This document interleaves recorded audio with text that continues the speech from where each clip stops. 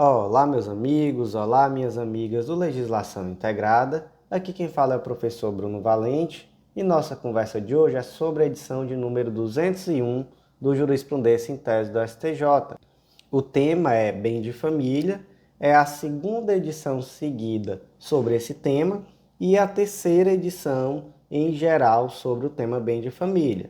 Antes de começar, fica aquele convite de sempre, para você que vem sempre aqui, mas ainda não está inscrito nos nossos canais, seja no Spotify, Deezer, Apple Podcasts, Google Podcasts ou mesmo no YouTube. E também para você que ainda não ativou o sininho para ficar sabendo de todas as novidades, não deixa também de curtir, compartilhar, enviar para os amigos para que você consiga nos ajudar a dar continuidade a esse projeto.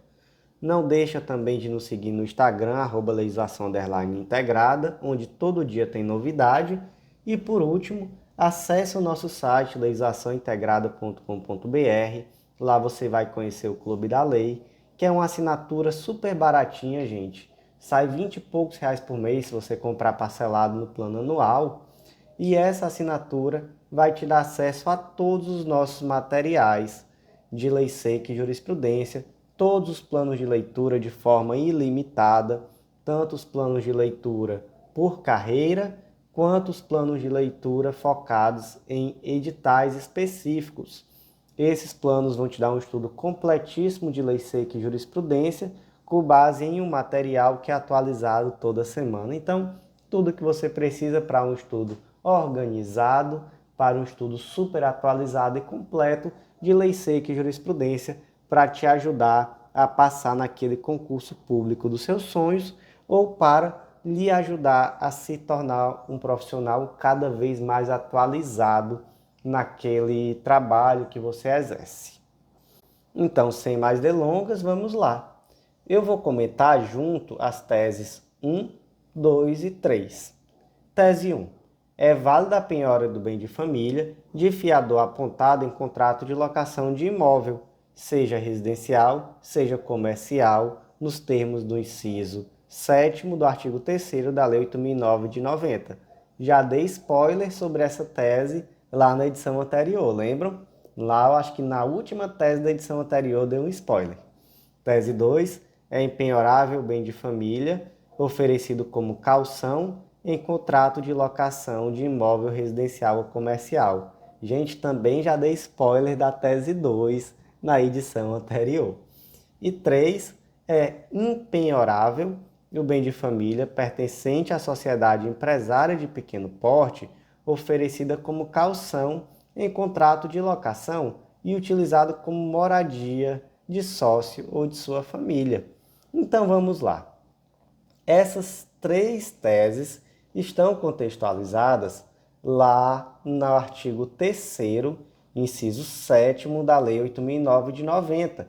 Como nós já conversamos bastante na edição anterior do Jurisprudência em Teses, a lei da penhorabilidade do bem de família, ela traz que aquele imóvel onde o indivíduo reside, sozinho ou com sua família, já que uma pessoa só é entidade familiar também, ela é impenhorável. Impenhorabilidade essa de natureza absoluta, tanto faz a dívida ser anterior ou posterior, né? Por isso a natureza absoluta e etc. Acontece que o artigo 3º traz exceções e nós também já conversamos que essas exceções elas são necessariamente interpretadas de forma restritiva, então não cabe uma interpretação ampliativa ou extensiva daquilo que está como exceção na lei. E aí o que acontece? Uma dessas exceções, que é uma exceção à impenhorabilidade, portanto o imóvel vai poder ser penhorado, é aquela obrigação decorrente de fiança concedida em contrato de locação. E aí, durante muito tempo, houve um posicionamento do STJ, STF, no sentido de que não é penhorável o bem de família do fiador nos casos de contrato de locação comercial. Ou seja, em outras palavras, não é possível a penhora do bem de família do fiador em um contexto de locação comercial. O Joãozinho foi contratar o aluguel de um imóvel comercial, de um ponto comercial, chamou o pai dele para ser fiador E aí, depois, como ele não pagou, foram tentar penhorar a casa do pai dele. Isso daí, gente, pode, pelo entendimento antigo, aqui, por exemplo, a gente tem uma decisão de 2018 do STF, não podia. Só que acontece, gente, que a lei não traz essa questão. A lei não restringe, ela simplesmente diz, olha, aqui tem uma exceção. Qual é essa exceção? É na obrigação decorrente de fiança concedida em contrato de locação. Não diz se é locação comercial, se é locação residencial. Então o STF, ele, na verdade, interpretava isso aqui de uma forma ainda mais restritiva. Estava lá, inclusive saiu informativo 906. Acontece que, posteriormente, veio a tese de repercussão geral, tema 1127, e que o STF disse, não, realmente é possível a penhora do bem de família pertencente a fiador em qualquer contrato de locação, seja essa locação comercial ou residencial. Não tem mais isso não, tá, gente? Pode penhorar. Isso daí se soma à súmula 549 do STJ, que a súmula 549 ela é anterior e ela dizia simplesmente assim, ó, é válida a penhora do bem de família pertencente a fiador de contrato de locação. Então ela é uma súmula, né, que já existia, uma súmula antiga, que é bem direta ao ponto, né, não traz essa questão de comercial, residencial, só que logo após o STF se manifestar sobre o tema, veio uma tese repetitiva, tema 1091 aqui do STJ, da segunda seção do STJ, que aí também veio para confirmar isso que o STF disse no tema 1127 de repercussão geral. Ou seja, existe uma máxima na vida que essa máxima você leva para tudo. Fiador sempre se lasca. Fiador foi feito para sofrer. Você resolveu ser fiador? Até sua casa pode ser tomada. É simples assim, gente. Não importa se é fiador comercial ou se é fiador residencial, tá bom? E aí vamos agora para a tese 2. A tese 2, ela trata do calção.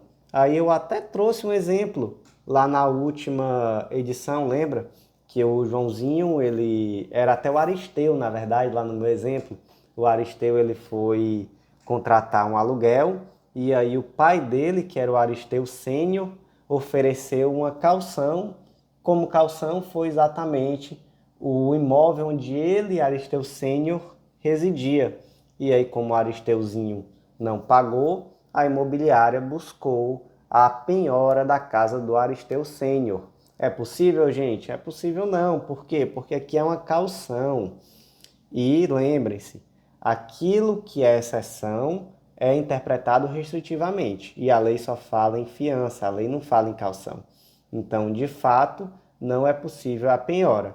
E aqui a tese 3 ela vai trazer uma situação legal. E se essa casa, né, essa casa que é bem de família, ela for pertencente a uma sociedade empresária de pequeno porte? E aí essa casa ela foi oferecida como calção em um contrato de locação. Só que essa casa ela é utilizada para a residência do sócio e sua família. Então vamos lá por partes. Em primeiro lugar, a casa ela pertence à empresa, uma pequena empresa, uma microempresa. Mas nessa casa reside o sócio e sua família. Essa casa vai ter proteção do bem de família, gente? Vai ter proteção do bem de família normalzinho, igual como se fosse no nome do sócio. Legal? Show! Segunda parte, essa casa foi oferecida como calção em um contrato de locação. E aí, vai poder penhorar? Vai não. Mesmo caso lá da tese 2. Tudo igual, tudo igualzinho. Não vai poder penhorar. E se tivesse sido oferecida como fiança, poderia penhorar? Aí poderia, né? Porque aí vai entrar exatamente na regra excepcional que está prevista no artigo 3º, inciso 7º da Lei 8.009 de 90. Tese 4. É penhorável bem de família quando os únicos sócios da empresa devedora são os titulares do imóvel hipotecado. Logo, cabe aos proprietários o ônus de demonstrar que a família não se beneficiou dos valores auferidos. Tese 5. É impenhorável bem de família, dado e garantia real por um dos sócios da pessoa jurídica devedora. cabe ao credor o ônus de provar que o proveito se reverteu em favor da unidade familiar. Esqueci de dizer, gente, que eu vou comentar conjuntamente essas duas teses. Por quê? Porque são muito parecidas, né? Mas as soluções aqui acabam sendo um pouco diferentes. Então a gente já conversou que aquele bem de família, ou melhor, que aquele imóvel pertencente à empresa, ele pode mesmo assim ter proteção de bem de família, caso ele seja utilizado para a residência de um dos sócios. Show! Né? Isso daí a gente já conversou. E aí a gente tem que lembrar que existe uma exceção, né, a impenhorabilidade do bem de família, está lá no artigo 3º, inciso 5º, que é para execução de hipoteca de imóvel oferecido como garantia real pelo casal ou pela entidade familiar. Esse finalzinho aqui é muito importante. Oferecido como garantia real pelo casal ou pela entidade familiar. Por que isso aqui é interessante? Porque aqui nesse caso do bem de família, que ele vai estar em nome de pessoa jurídica, nós temos duas situações diferentes. O bem de família dado em garantia de uma dívida que beneficiou a entidade familiar, esse bem de família ele pode ser penhorado. Por quê? Porque a dívida foi em benefício da entidade. Então eu até trouxe aqui um exemplo, que é um indivíduo que ele pega um empréstimo para garantir a cirurgia de um dos filhos do casal. Show! Foi para dentro de casa o dinheiro, né? Então realmente esse bem ele vai poder ser penhorado. Segundo caso, é o bem que foi dado em garantia por uma dívida que não beneficiou a entidade familiar. E aí, nesse caso, não é possível a penhora do bem. Inclusive, eu acabei de ver aqui que eu investi essas duas situações na tabela lá no informativo. Então, eu vou corrigir esse equívoco nos informativos escritos, tá bom? E o exemplo aqui é aquele indivíduo que ele dá o seu imóvel em hipoteca para um empréstimo feito por um terceiro para, por exemplo, uma cirurgia do filho desse terceiro, né, do filho de um amigo. Então aqui nesse caso realmente o dinheiro não veio para dentro de casa, né, o proveito não foi para dentro de casa, então realmente não há como você penhorar o bem de família. Agora vamos transplantar essa lógica que a gente trouxe aqui para o bem de família que pertence à pessoa jurídica. O que vocês pensam aqui então? Vamos pensar aqui, o bem de família ele pertence à pessoa jurídica, mas é a pessoa que mora lá, né? Então ela é bem de família. E aí? Gente, se apenas um dos cônjuges é sócio da pessoa jurídica, em regra, esse bem permanece impenhorável, salvo se o credor demonstrar que os valores foram revertidos em favor da família. Por quê? Porque se só um dos cônjuges é sócio, então é muito possível que esse bem tenha sido dado em garantia para quê? Para qualquer outra coisa, para qualquer outra situação referente, sei lá, à empresa ou qualquer outra coisa, e não necessariamente para botar dinheiro dentro de casa. Essa é a lógica. Então, o imóvel ele é impenhorável em regra, mas se o credor, veja só, vamos aqui é do credor, se o credor demonstrar que esses valores forem em benefício da família, aí nesse caso você tem uma quebra dessa impenhorabilidade, o imóvel pode ser penhorado. Segundo caso, se os dois cônjuges, né, marido e mulher, são os únicos sócios da pessoa jurídica, aí, gente, aí calma lá. Aí nesse caso, em regra, o bem é penhorável porque você presume que esses valores foram de fato em benefício da família. E como é que você afasta essa presunção? Se os devedores demonstrarem que os valores não foram em benefício da família. Então aqui a gente inverte a situação, né? No primeiro caso, só um dos cônjuges é sócio. Então, nesse caso, você presume que esse valor não foi em benefício da família, você não afasta a impenhorabilidade. A não ser que o credor demonstre que de fato nesse caso um dos sócios, ou melhor, que de fato nesse caso os valores foram em favor da família. No segundo caso, os dois são os únicos sócios da pessoa jurídica. Então nesse caso, você pressupõe que esses valores foram em benefício da família e esse bem é penhorável, salvo se o devedor demonstrar que não, que esse bem que esses valores, melhor dizendo, foram em benefício de qualquer outra coisa. Então, vamos seguir em frente. Tese 6. A desconsideração da personalidade jurídica por si só não afasta a impenhorabilidade do bem de família, ressalvadas as exceções previstas na Lei 8.009 de 90. E aqui, gente, é só não confundir alhos com bugalhos. Imagina aqui, por exemplo, que o José é sócio da empresa ABC Limitada. A empresa faliu, no processo de falência foi verificado que existiu ali confusão patrimonial e desvio de finalidade, e por essa razão houve uma desconsideração da personalidade jurídica. Entretanto, ao buscar os bens, José não tinha bem. A única coisa que ele tinha era um imóvel que ele residia com a sua família. Esse imóvel pode ser penhorado, gente? Gente, pode não. Uma coisa é você desconsiderar a personalidade jurídica. Se o José tiver um carro, se o José tiver dinheiro na conta, tudo isso vai poder ser penhorado. Mas, para que o seu bem de família seja penhorado, só se tiver alguma das exceções que estão lá no artigo 3º da Lei 8.009, se não tiver nada feito. Tese 7. É impenhorável bem de família para pagamento de honorários advocatícios ou de profissionais liberais, pois não se assemelham à pensão alimentícia para efeito de exceção do artigo 3º, inciso 3 da Lei 8.009 de 90. O que diz o artigo 3º, inciso 3 da Lei 8.009 de 90?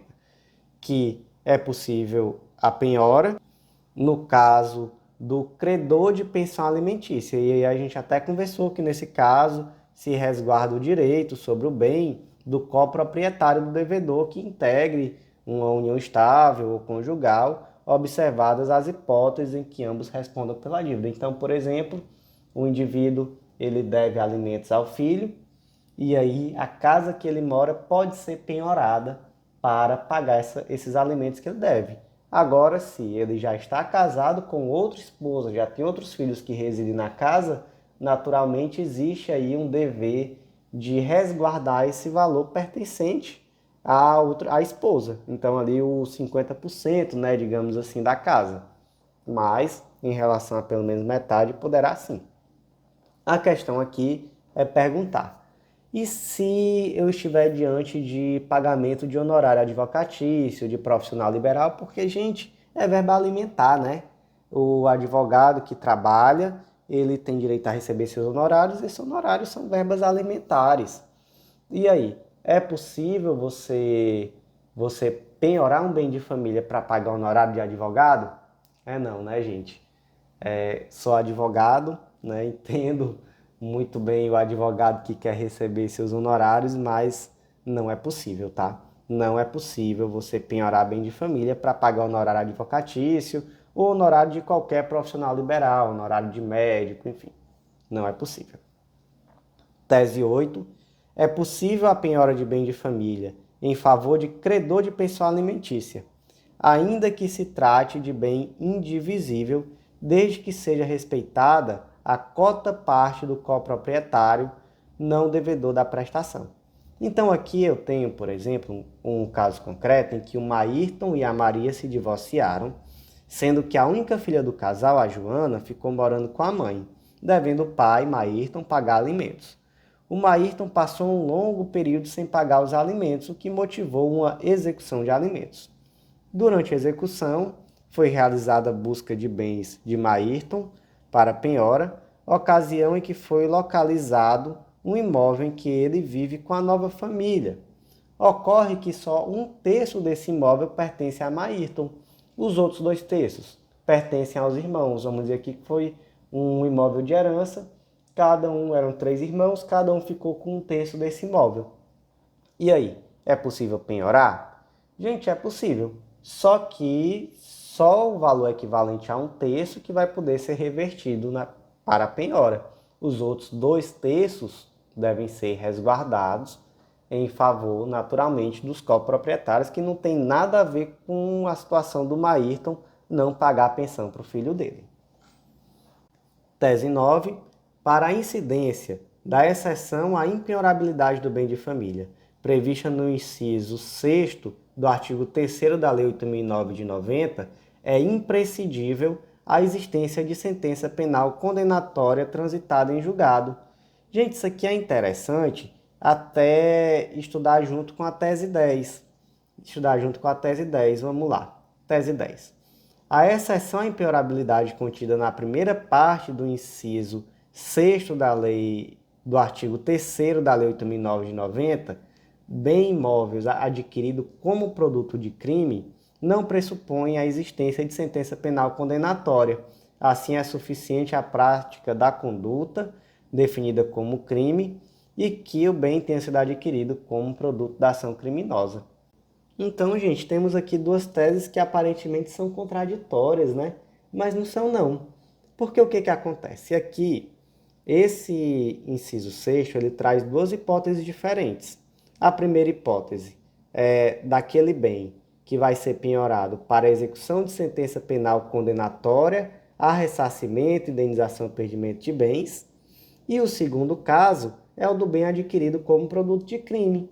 Então, aqui nós temos, por exemplo, imagina que o Joãozinho ele foi condenado por um roubo e na condenação por esse roubo, ele foi também condenado ao ressarcimento do valor da televisão que ele roubou. Imagina aí. Ou então, houve ali uma ação civil ex-delicto que determinou essa indenização. A gente sabe que a sentença penal, ela pode trazer um valor mínimo de indenização, né? Mas a ação civil ex-delicto, ela vai trazer liquidez e vai trazer uma indenização mais completa acerca daquela questão.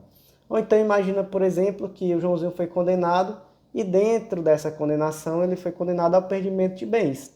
E aí, gente? É necessário o trânsito em julgado para que ele perca esse bem? É necessário o trânsito em julgado. Né? Naturalmente é necessário o trânsito em julgado, principalmente quando se fala de penhora de bem de família. Então, o Joãozinho foi condenado ao perdimento da casa dele. Ele vai perder a casa dele antes do trânsito em julgado, gente?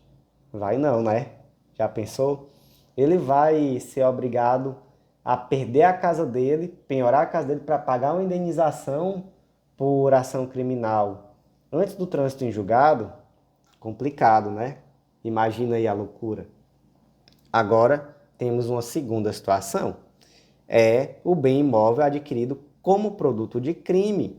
Então, você imagina, por exemplo, que o Joãozinho, ele adquiriu uma casa para lavar dinheiro.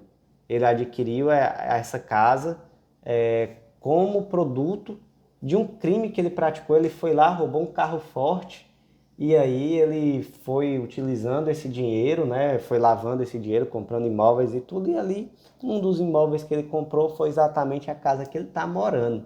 E aí, nesse caso, é necessária a sentença penal condenatória transitada em julgado para ele perder esse imóvel? Aí não, aí a tese 10 diz que não. Nesse caso, do bem adquirido como produto de crime, não é necessário o trânsito em julgado, basta realmente que exista alguma decisão condenatória, né, no sentido de que esse produto foi de fato adquirido como produto do crime. Então, meus amigos, por hoje foi isso. Agradeço a você que ouviu até o final. Estamos nessa empreitada para colocar em dia os informativos. Hoje eu já consegui colocar em dia os informativos do STF e do STJ, ou melhor, e o Jurisprudência em Tese do STJ. Vamos divulgando aos poucos, vou agendar esses podcasts aí um por dia. E vou agora começar essa empreitada nos informativos do STJ, que são os maiores, os que dão mais trabalho. Mas se Deus quiser, até a semana que vem a gente normaliza, vai estar tudo em dia. Para quem não sabe, eu tive uma crise de garganta terrível. Precisei passar vários dias sem poder falar muito, então realmente não pude gravar podcast, acumulou tudo, 8 informativos acumulados. Isso num processo de mudança. Estava sem casa, passei 1 mês e meio em hotel, alimentação toda desregulada, então assim, imunidade baixa, mas agora, graças a Deus, tenho uma casa, olha só que legal, aqui no interior do Pará, de mudança, né? Para quem me acompanha nas redes sociais sabe que eu mudei recentemente e agora estou tendo condição, graças a Deus, de voltar com essas gravações. Então eu aguardo vocês, eu fico muito feliz por vocês que estão aqui acompanhando o nosso podcast e aguardo vocês nos próximos. Até lá, um grande abraço.